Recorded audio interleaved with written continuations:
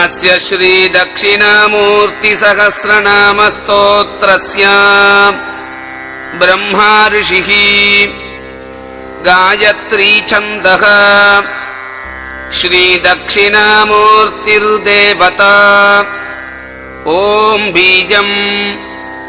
स्वाहा शक्तिः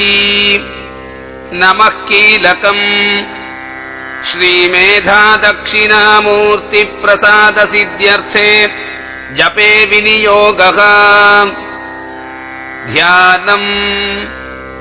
सिद्धिर्तोय निधेर्मध्ये रत्नग्रैवे मनोरमे कदम्बवनिगा मध्ये श्रीमद्वटतरोरथः आसीनमाद्यं पुरुषम्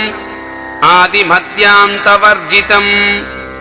शुद्धस्फटिकगो क्षीरशरत्पूर्णेन्दु सन्निभम्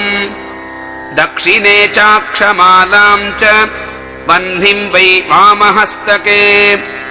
जटामण्डलसंलग्न शीतां शुकरमण्डितम् नागहारधरं चारुकङ्कणैः कटिसूत्रकैः विराजमानं वृषभं व्याघ्रचर्माम्बरावृतम् चिन्तामणिर्महावृन्दैः कल्पकैः कामधेनुभिः